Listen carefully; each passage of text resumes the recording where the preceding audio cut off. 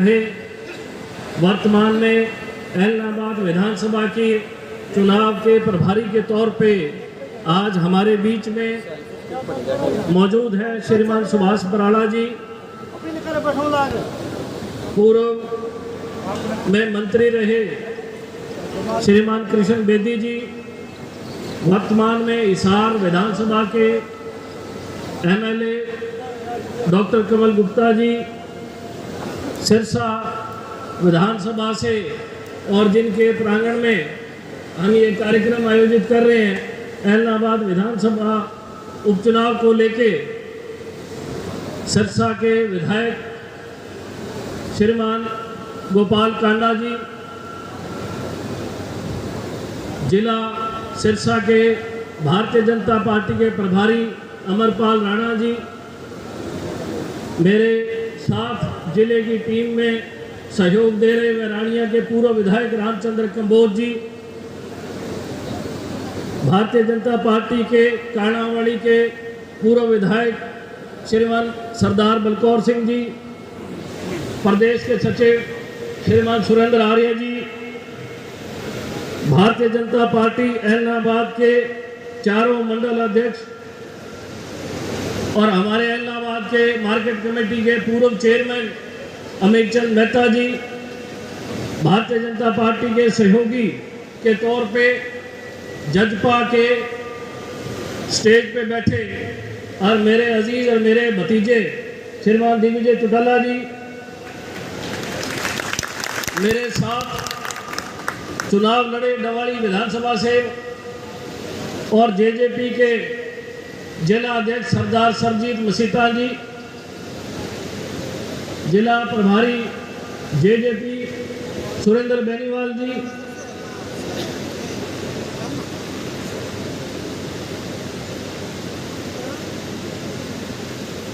JJP के बहुत ही वरिष्ठ नेता राधेश्याम शर्मा जी, तमाम जेजेपी के कार्यकर्ता, सीनियर बंधुगण, आप सब लोग आज एक समन्वय के तौर पे तीनों ताकतें सिरसा जिला की और तीनों प्रभावशाली ताकतें आज ऐसे पवित्र स्थान पे तारा बाबा कुटिया की इस पावन धरती पे एकत्रित हुए, और जो ये चुनाव और ये जो हमारा मेल है, मैं ये मानता हूँ ये त्रिवेणी का मेल है।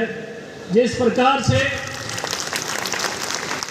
त्रिवेणी एक हिंदू धर्म में एक पवित्रता का प्रतीक है और एक ताकत का प्रतीक है, उसी चीज़ को आज आपके समक्ष ये स्टेज पे सब लोग इस इलाके के, मैं कहूँगा सिरमौर, इस इलाके के सेवक और इस इलाके से प्रेम प्यार करने वाले लोग आपके समक्ष बैठे हैं, और ये आप लोगों की ताकत है, जिस ताकत के बलबूते हम आप लोगों के सेवक हैं। आप लोगों की सेवा करने के लिए विधानसभा लोकसभा में आप इन लोगों को अपनी ताकत देके अपनी आवाज़ को बुलंद करने के लिए भेजते हैं। आज एलनाबाद का उपचुनाव मैं समझता हूँ एक हरियाणा के अंतिम छोर का उपचुनाव, और हरियाणा के इस अंतिम छोर से हमें एक ऐसा इंसान, ऐसा शख्स, एक ऐसी आवाज़ चंडीगढ़ के अंदर जहाँ से राज और सरकार चलने का काम करती है, ऐसी आवाज़ को, ऐसी ताकत को हम भेजने का काम करें। क्योंकि साथियों, एलनाबाद से बहुत लगाव मेरा भी रहा है। भारतीय जनता पार्टी ने पिछले 2 चुनाव में एलनाबाद में अभूतपूर्व मुकाम हासिल करने का काम किया है। लोगों का जनतंत्र एलनाबाद का भारतीय जनता पार्टी के साथ वोट के प्रतीक के तौर पे लोगों ने साथ देने का काम किया। आज सब लोग तीनों पार्टियों के संगठन के एक एक अपनी जिम्मेवारी समझ के इस एलनाबाद चुनाव को एक नया मोड़, नई ताकत और नई उमंग और नई आवाज़ और नई शक्ति देने का काम करेंगे, ताकि सिरसा विधानसभा और सिरसा जिला एक संदेश देने का काम करे। जिस धरती पे अब तक कमल का फूल नहीं लगा है, इस दफ़ा हमें ये मौका मिला है कि हम एलनाबाद की धरती पे कमल का फूल खिलाने का काम करेंगे। और मैं ये दावा करता हूँ कि भारतीय जनता पार्टी का एक एक कार्यकर्ता, एक एक इंसान जो भारतीय जनता पार्टी के विचार से, भारतीय जनता पार्टी की सरकार की जो रीति और नीति है, जो सरकार के काम है, सबका साथ सबका विकास। साथियों, मुझे याद है राजपाट सरसा जिला के लोगों ने बहुत देख रखे और राजपाट भाजपा का सरसा जिला के लोग देखते हैं। चैन की नींद सोते हैं, तंग करने वाला कोई इंसान नहीं है, ना कहीं कब्जा है, ना कहीं धमकी है, ना कहीं रंगदारी का काम है, ना किसी का हाथ तोड़ा जाता है, ना किसी की टांग तोड़ी जाती है। एक ऐसा राज जिस राज में अमन और चैन और जिस राज में हर व्यक्ति को अपनी बात रखने का हक है, जिस राज में हर व्यक्ति की सुनवाई है, ऐसा राज आप लोगों को भारतीय जनता पार्टी की सरकार ने देने का काम किया।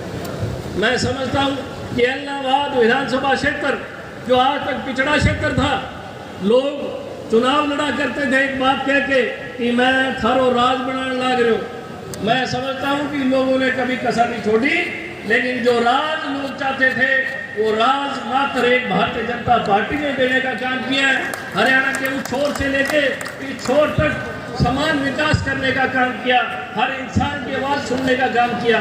साथियों, इलाहाबाद आज सरकार के साथ चलने को तैयार है। इलाहाबाद का प्रत्येक व्यक्ति यह ठगा सा महसूस करता है कि मैं हर दफा राज के अंदर वोट डाला करता था और मैं ये सोचता था कि इलाहाबाद से मुख्यमंत्री बनाने का काम करूंगा, लेकिन जब नतीजे आते थे तो पता लगता था कि 90 के अंदर मात्र एक है। मैं सवाल आपसे रखना चाहूंगा कि क्या एक आदमी, एक व्यक्ति मुख्यमंत्री बन सकता है?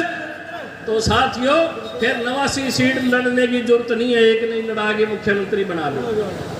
ये 21वीं सदी सोशल मीडिया की, प्रिंट मीडिया की, मोबाइल की नई सदी है। इस नई सदी को एक एक चीज का ज्ञान है, एक एक कोने कोने का पता है। बैठे बैठे लोग अमेरिका की खबर निकाल लेते हैं, बैठे बैठे लोग अफगानिस्तान में क्या हो रहा है उसकी खबर निकाल लेते हैं। तो साथियों, इलाहाबाद का निचोड़ आप लोगों ने निकाल रखा है, सामने आपके ताकतें बैठी है। इलाहाबाद के गढ़ को जीतने का काम करेंगे और इसके साथ साथ कमल का फूल अगर इस धरती पे खिलेगा तो मैं समझता हूँ इलाहाबाद की धरती पे खिलेगा।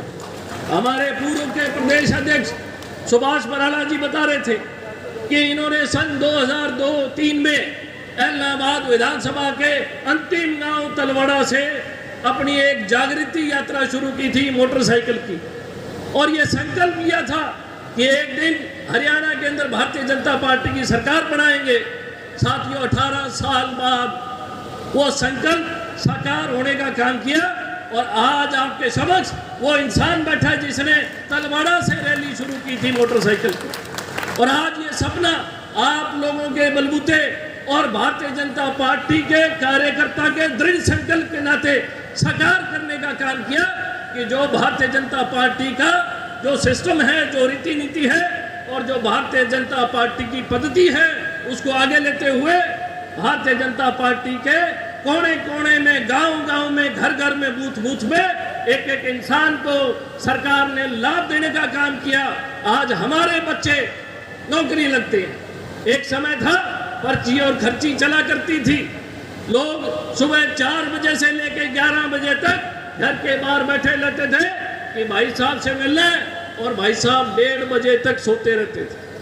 साथियों, खर्ची और पर्ची की व्यवस्था खत्म करने वाली पहली एकमात्र सरकार भारतीय जनता पार्टी की सरकार। नौजवान लड़के दोपहर के अंदर मैं देखता था कि नहरों की पुड़ियों के ऊपर 20-20, 50-50 लड़के खड़े रहते थे और नहाया करते थे दोपहर के अंदर, और आज 50-50, 100 की संख्या में बच्चे कॉल सेंटर, जो आपके ये कोचिंग सेंटर है, इन कोचिंग सेंटरों के सामने खड़े रहते हैं और अपना भविष्य अपनी कलम से बनाने का काम करते हैं।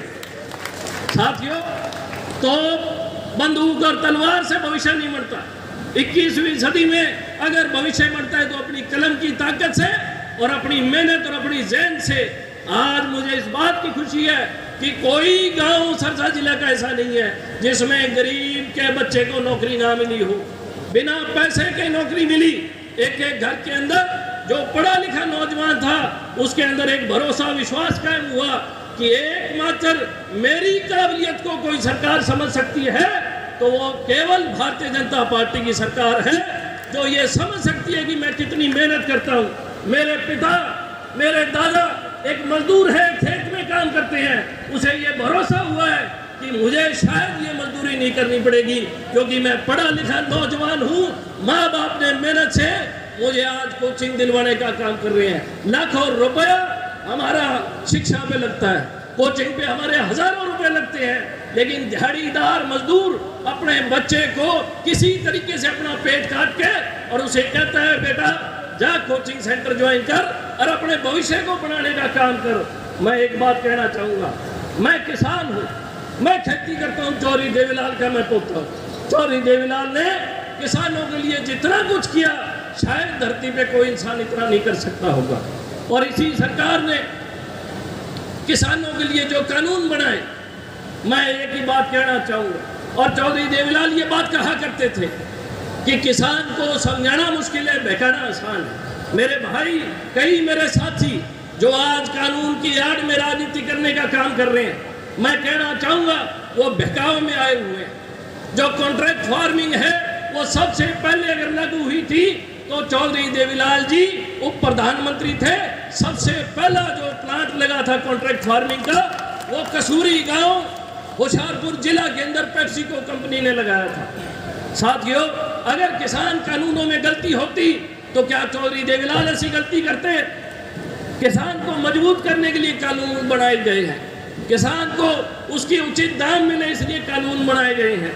आज जो लोग किसान की आड़ में अपना राजनीतिक एजेंडा सिद्ध कर रहे हैं, ये उपचुनाव उनके मुंह पे एक चपत लगाने का काम करेगा और उन्हें कहेगा कि आप ये खिलवाड़ छोड़ दो। और भारतीय जनता पार्टी जो काम कर रही है, जो हमारे प्रदेश के मुख्यमंत्री, हमारे देश के प्रधानमंत्री ने आज जो हिंदुस्तान का, भारत का पूरी दुनिया में गौरव मनवाने का काम किया है, ऐसा प्रधानमंत्री कभी देश में नहीं मिल सकता।